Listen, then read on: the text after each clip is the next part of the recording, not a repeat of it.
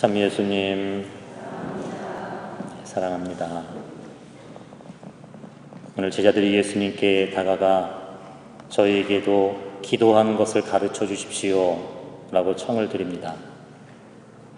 우리는 예수님께 기도에 관한 이 가르침을 청할 때 어쩌면 기도의 방법, 기도에 하는 기술적인 면을 우리는 생각할지도 모르겠지만 주님께서 우리들에게 말씀하시는 기도의 비밀은 이것입니다. 바로 내가 기도하는 그 대상이 바로 하느님께서 우리의 아버지시라는 그 사실을 예수님께서는 먼저 말씀해 주고 계십니다. 너희는 이렇게 기도하여라. 아버지의 이름을 거룩히 드러내시며 아버지의 나라가 오게 하소서. 이것이 기도의 비밀입니다. 완전한 기도인 주님의 기도의 구조는 물론 우리가 하느님께 일용할 양식도 청하고 죄의 용서도 청하며 이 세상에서 살아갈 유혹을 이길 힘과 용기도 우리에겐 필요한 것이지만 하지만 예수님께서는 그것을 청하기에 앞서 먼저 아버지의 이름을 부르라고 우리에게 말씀하고 계시는 겁니다. 바로 하느님이 나의 아버지이시며 그 아버지를 생각하고 그 하느님을 아버지로서 바라볼 때 아버지의 사랑 안에 내게 이 세상에서 필요한 물질적인 것도 육적인 외적인 모든 것도 거기에 하느님의 뜻과 사랑 안에 따라오게 된다는 그 부분을 말씀해 주시는 것 같습니다. 그렇습니다. 기도는 사랑입니다.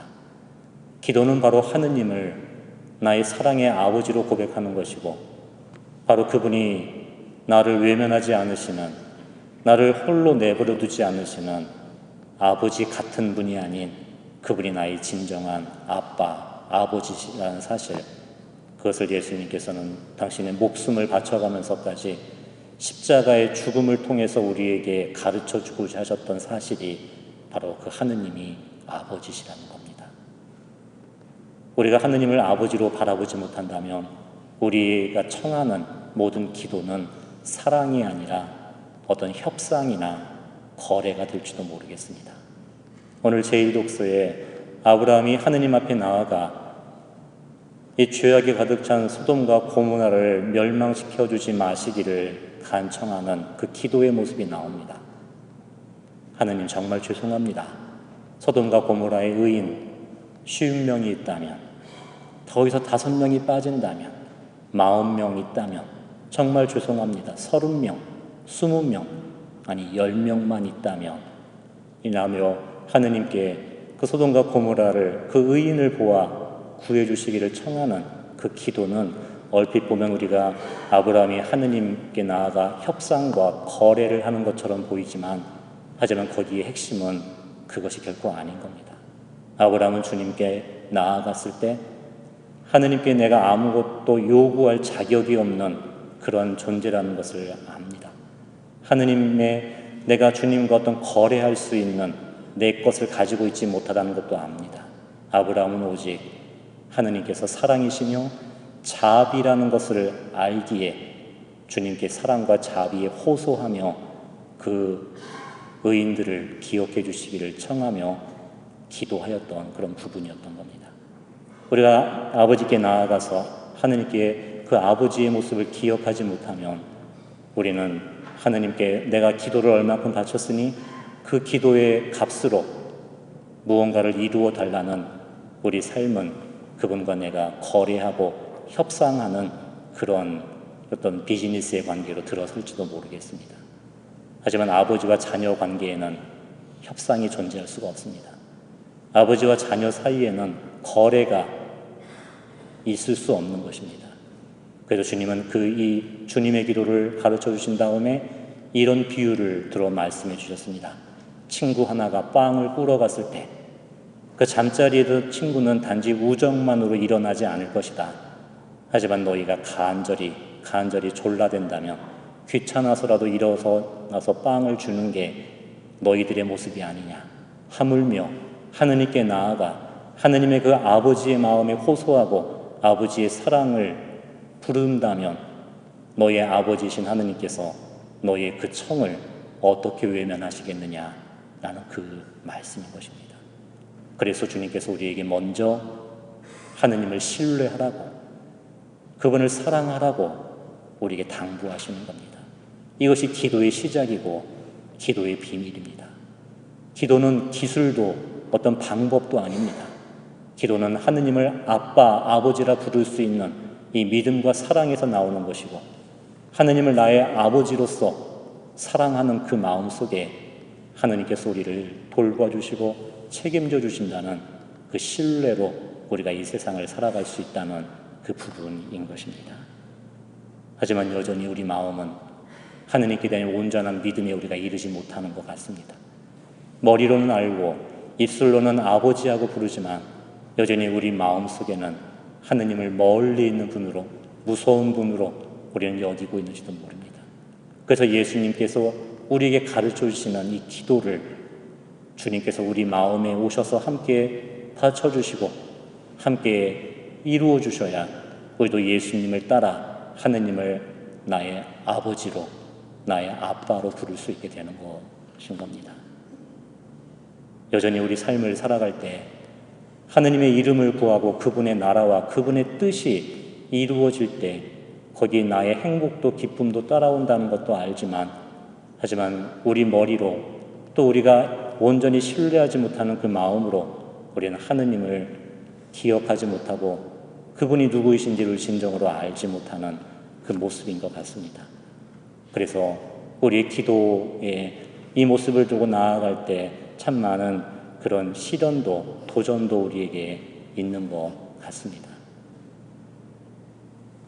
저희 어머니의 모습을 통해서 제가 그 기도에 관한 그런 생각을 깊이 해본 적이 있었습니다.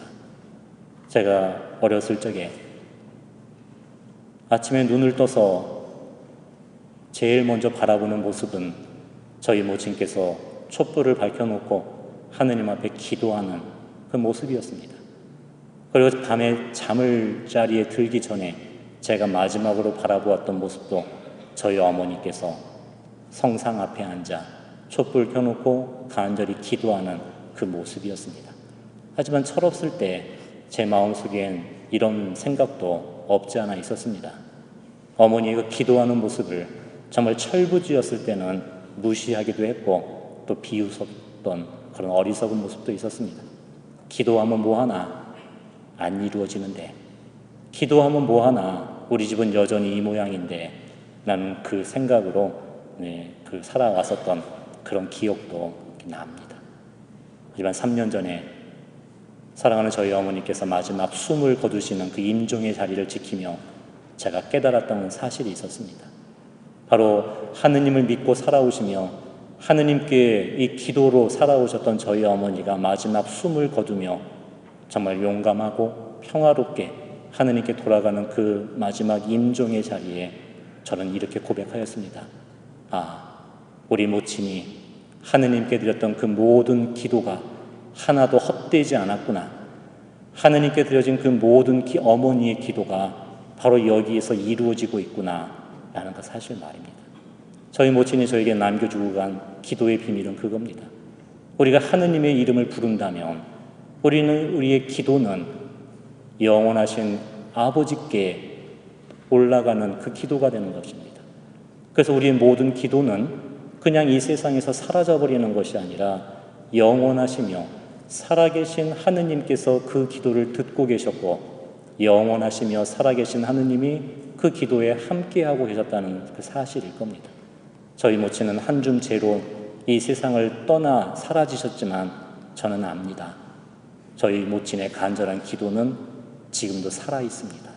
지금도 제 곁에 살아있어 제가 이 사제직을, 이 세상을 살아갈 수 있는 힘이 되어주시고 나의 뒤를 든든히 도와주시고 그리고 내가 걸어가야 될 그 길을 함께 가주는 힘이 되어주시어 어머니의 기도는 지금도 저를 돕고 계시고 저와 함께 하신다는 것을 저는 압니다. 사랑하는 여러분, 우리가 하느님을 아버지로 부르며 기도할 수 있다면 우리의 기도는 하나도 헛되이지 않습니다. 우리의 기도는 내가 사라지고 없는다 할지라도 그 기도는 하느님 안에 영원히 살아 당신의 약속을 반드시 이루신다는 것을 우리는 믿고 살아갈 수가 있게 되는 것입니다. 물론 육을 지닌 우리들이 바로 내 현실에서 내 기도와 동떨어진 그 모습을 바라볼 때 우리는 두려움과 혼란을 겪을 수도 있지만, 하지만 중요한 사실은 하느님 아버지께서 나의 아버지가 되어주시어 나의 그 모든 시간들을 당신이 받고 계시고 당신이 그 모든 시간을 함께하고 계신다는 이 믿음과 신뢰가 우리에겐 정말 필요한 것 같습니다. 여러분, 대성당에 들어가 본 기억이 있으실 겁니다. 대성당에 들어갔을 때 화려한 스테인드 글라스를 통해 아름다운 빛이 비치고 있는 그 모습들을 여러분은 보았을 겁니다. 거기는 수없이 많은 조각들로 어떤 구원의 그림을 나타내고 보여주고 있습니다. 거기는 크고 아름다운 조각들도 있고 작고 어두운 색깔의 조각들도 있는 것 같습니다. 지금 우리들의 삶도 무수히 많은 인생의 조각들이 모아지고 있을 것입니다.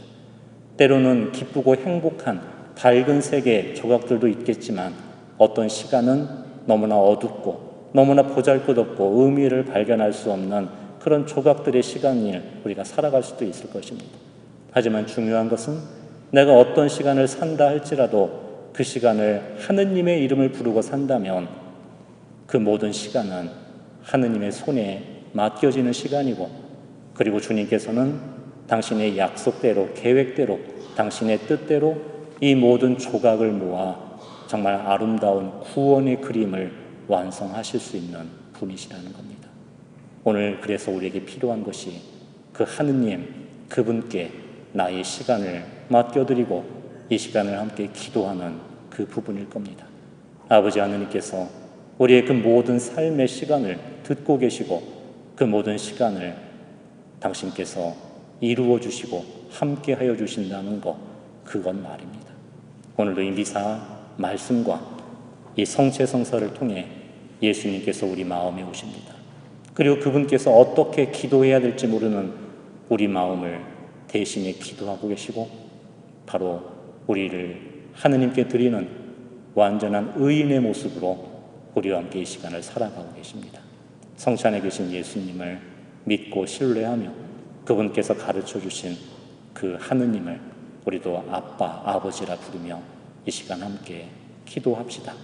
주님께서 여러분의 그 모든 마음을 받아주실 것이고 하느님께서 우리의 작은 기도 하나까지도 당신의 뜻과 계획대로 그 구원과 완성을 우리 삶을 통하여 이루어 주실 것입니다. 아멘.